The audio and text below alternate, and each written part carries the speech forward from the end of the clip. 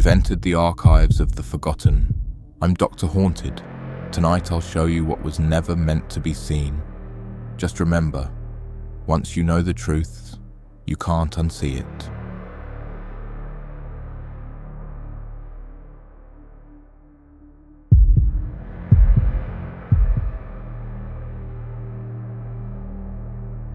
I've been a park ranger at Blackwood National Forest for 15 years. Most visitors come for the stunning views and pristine hiking trails. Few ever venture to the northern section, and for good reason. That area isn't on the public maps. The trails there aren't maintained. The only markers are ancient stone cairns, stacks of flat rocks that have stood for centuries, their origins unknown. 3 years ago, a group of college students ignored the barriers and no trespassing signs. They were making a documentary about local folklore, specifically the legend of the Watchful Ones, said to guard the forest's deepest reaches. They had permits for the main camping areas, but security cameras caught them slipping into the restricted zone at dusk. By protocol, I should have reported it immediately. Instead, I decided to find them myself. It was nearly sunset when I reached the boundary line. I've never been superstitious, but something about those stone cairns always unsettled me. They weren't just trail markers. They were too deliberate, too precisely placed in perfect sight lines of each other. As darkness fell, I used my radio to call the students. No response. I followed their obvious tracks, broken branches, trampled undergrowth, deeper into the forbidden zone. 2 miles in, I found their first camera. It was mounted on a tripod, still recording, pointed at one of the larger cairns. I checked the footage. It showed one of the students, a young woman named Maya, according to their permits, approaching the cairn. She set her hand on the top stone. The image distorted briefly. When it cleared, Maya was walking away, but something was wrong with her movements. Too fluid, too smooth. She looked back at the camera once, her expression blank, before disappearing into the trees. The timestamp showed this had happened just 30 minutes earlier. I continued forward, finding 2 more abandoned cameras. Each showed another student touching a cairn, experiencing that same video distortion, then walking away with that same unnatural gait. The 4th camera was different. It captured all 3 altered students returning, surrounding the 4th member of their group, a young man desperately trying to explain something to them. They herded him toward the largest cairn I'd ever seen, easily 7 feet tall. The footage ended just as they reached it. I arrived at that massive cairn 20 minutes later. The students' equipment was scattered around it. Backpacks, camping gear, a broken tripod. No sign of the students themselves. But the cairn had changed. Where before it had been made of maybe 15 stones, it now contained 19. As I stood there, the top 4 stones shifted slightly. Just enough for me to glimpse eyes, human eyes, blinking from within the stack. I ran. Back through the darkness, past dozens of cairns that seemed to have multiplied since my journey in. I swear some were moving, rotating to track my passage. The official report states the students got lost and were never found, despite extensive searches. The case was eventually closed. Now I patrol the boundary with religious dedication. I've installed better barriers, more cameras, explicit warning signs. But sometimes hikers still go missing, and every time I find new cairns in the northern woods. Last week, during a routine patrol, I found a cairn just inches from the boundary line, on the public side. It wasn't there the day before. As I approached, I noticed something familiar wedged between the stones, a student ID card. Maya's face smiled up at me, her eyes somehow knowing. The message was clear. The boundary is moving. The cairns are coming closer.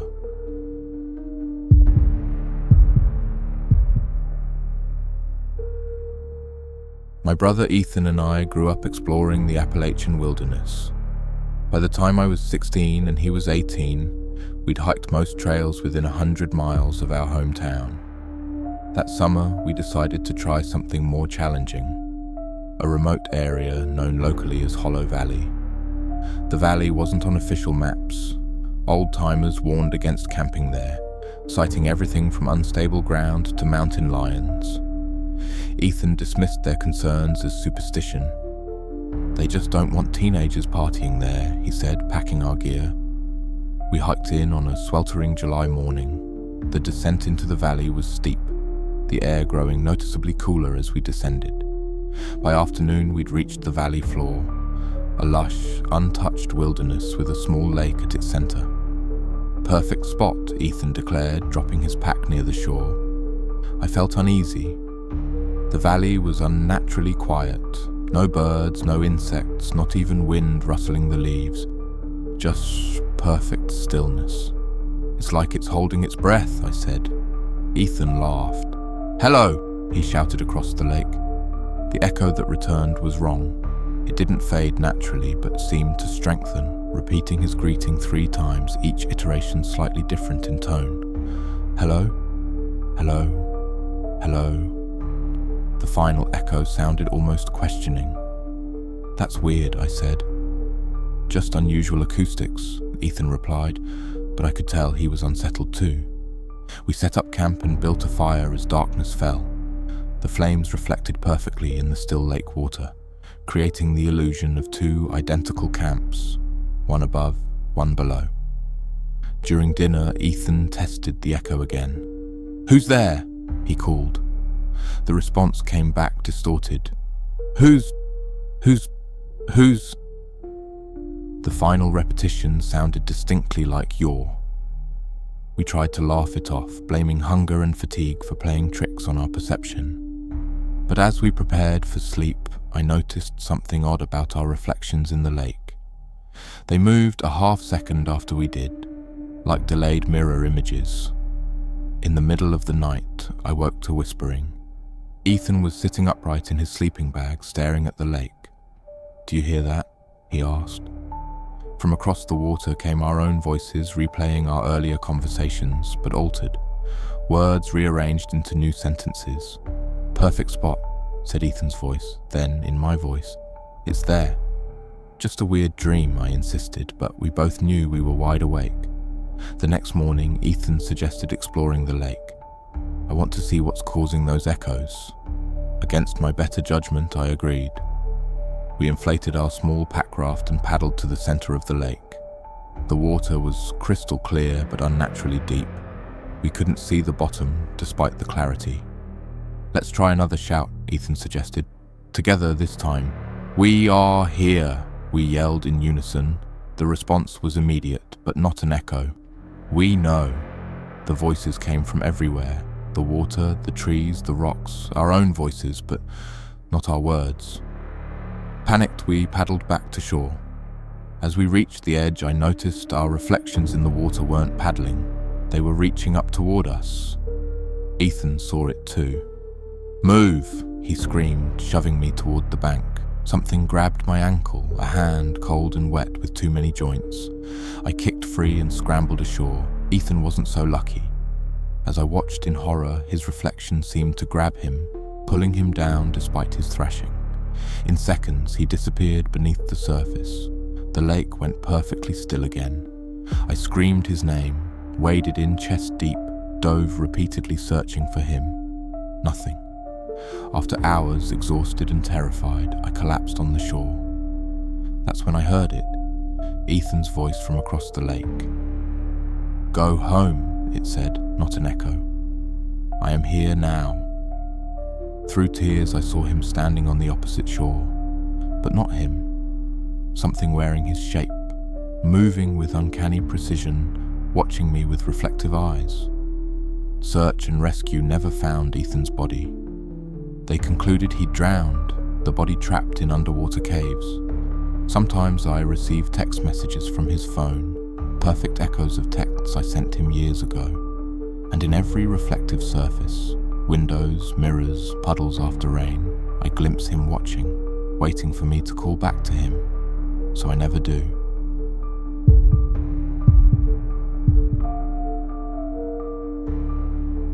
I run a small camping supply store in northwestern Montana, right at the edge of some of the most beautiful and remote wilderness in America. Most of my inventory is standard: tents, sleeping bags, cooking supplies, but occasionally I acquire used equipment when cash-strapped hikers need quick money. That's how I got the tent. A gaunt, haunted-looking man brought it in last October. He was dirty, clearly hadn't showered in days, his eyes bloodshot from lack of sleep. $50, he said, dropping a bundled tent on my counter. I don't care what it's worth, just take it. The tent was a high-end model, easily worth $300 even used. I inspected it carefully. No tears, all poles intact, barely weathered. What's wrong with it? I asked, suspicious of such a desperate sale. Nothing, he said too quickly. I'm just done camping forever. I gave him $100, feeling guilty taking advantage of his obvious distress. He practically threw my money back at me.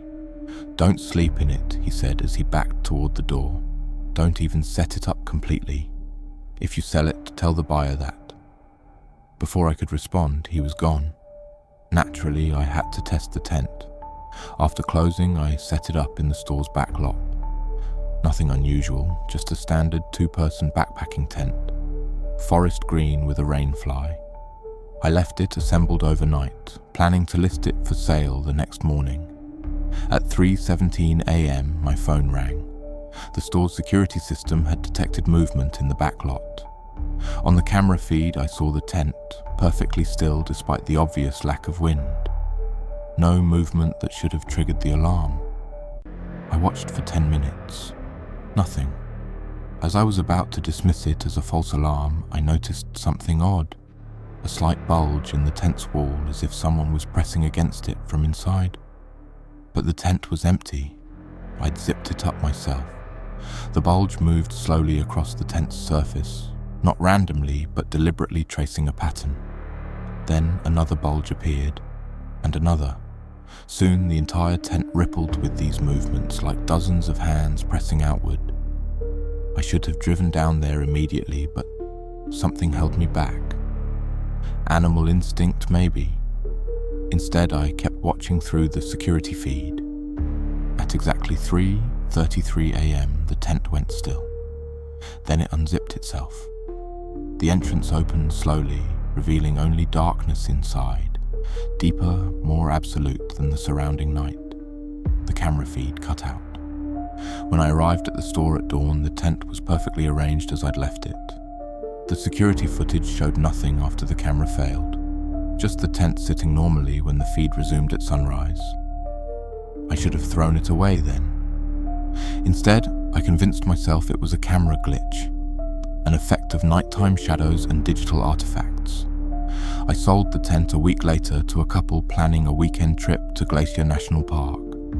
I didn't warn them as the stranger had warned me.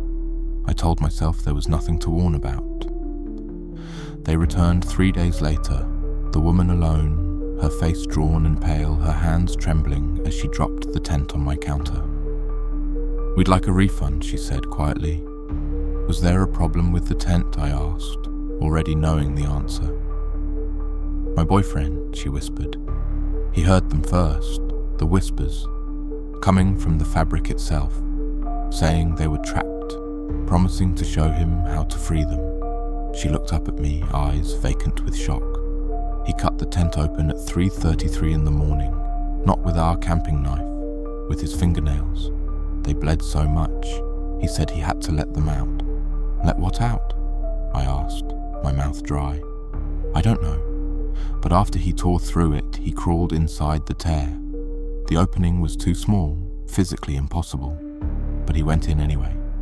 I heard his bones breaking as he forced himself through. She pushed the tent toward me. I sewed it back up using our first aid kit. I had to. They were going to come out otherwise. I noticed then that the tent had a crude line of stitches along one side. The woman left without her refund. That night, I burned the tent in the store's metal trash bin. As the flames consumed it, I heard them, faint whispers emanating from the burning fabric. Too late. Already out. Already here. The next day I found a small dome tent set up in my living room, forest green. I never owned such a tent. I never brought one home. Every night it appears somewhere in my house, no matter how many times I destroy it. And every night at 3:17 I hear the whispers start. They know my name now.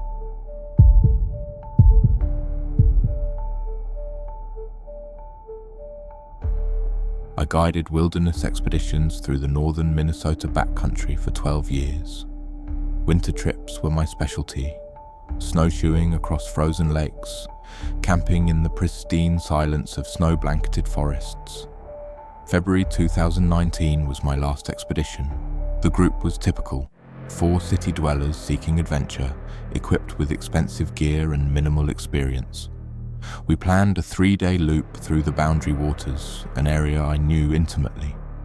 The forecast predicted clear skies and moderate temperatures, cold but manageable. Nature had other plans. The storm hit on our second day, howling winds driving temperatures to -30. We made camp early, setting up our winter tents in a sheltered grove of pines. That night, over freeze-dried stew, I told them about the Wendigo, the Algonquian legend of humans transformed into ravenous, ice-hearted creatures after resorting to cannibalism. A campfire story to entertain tourists. They stalk these forests during blizzards, I said, watching their faces in the lantern light. The wind you hear? That's them circling, searching for lost travelers. One of the clients, Michael, didn't laugh with the others. He stared into the darkness beyond our camp. There's something out there, he said quietly. I've been seeing it since this morning. I dismissed his concerns, classic case of wilderness paranoia, common in first-timers. Just tree branches moving in the wind, I assured him. Your brain makes patterns from random shapes. Around midnight, the storm intensified. I woke to check our tents were secure and found Michael standing at the camp's edge, wearing only base layers despite the lethal cold. I need to go to it, he said when I reached him. It's hungry. I dragged him back to his tent, noting his skin was unnaturally warm despite his exposure. Hypothermia, I muttered, shoving him into his sleeping bag. Stay put. By morning, the blizzard had transformed the landscape into something alien. We packed quickly, everyone eager to start back towards civilization. That's when we realized Michael was gone. His sleeping bag was empty, his boots still there. Barefoot tracks led from his tent into the whiteout. Protocol dictated we stay put and call for rescue, but we had no signal. Michael had minutes, not hours, in these conditions without proper gear. We followed his tracks. They continued for over a mile, impossible for someone barefoot in deep snow and sub-zero temperatures. No signs of staggering or falling, just purposeful strides. The tracks ended at the edge of a frozen lake, a vast white expanse disappearing into the storm. And there was Michael, a distant figure walking steadily across the ice. Michael! We screamed into the wind. He turned. Even from 200 yards I could see something was wrong with his proportions. Arms too long, posture too straight. He raised one elongated arm, beckoning. Christina, another client, immediately started toward him. I grabbed her arm. That's not Michael, I said, though I couldn't explain why I was certain. As we watched, the figure grew taller, stretching impossibly upward until it towered 15 feet above the ice. Its outline blurred, merging with the driving snow until it disappeared. We retreated to the relative safety of the trees. That's when we found the first sign, a crude stick figure hanging from a branch, constructed from twigs bound with what looked disturbingly like sinew. More appeared as we hastened back toward our camp, dozens hanging from trees, becoming more elaborate, more human-like with each one we passed. The last one bore Michael's watch, tied to its center with a strip of what I now recognized as human skin. At camp, we found our tents shredded, supplies scattered. More stick figures surrounded the site, all facing inward. We abandoned everything but emergency gear and hiked out through the night, navigating by compass. Search and rescue found no trace of Michael. The official report cited death by exposure, body unrecoverable. I quit guiding after that. Moved to Arizona, desert only. Last week I received a package, no return address, postmarked Minnesota. Inside was a crude stick figure made from sun-bleached bones and what might have been jerky but wasn't. Attached was a note in handwriting I recognized as Michael's, though childishly distorted. Still hungry. Found you. Coming south for winter. The weather report says an unprecedented cold front is moving in tomorrow, and I swear I can already hear the wind beginning to howl. That concludes tonight's case. But the shadows don't sleep. I'm Dr. Haunted. Until next time, keep your doors locked, your lights low, and your nightmares closer.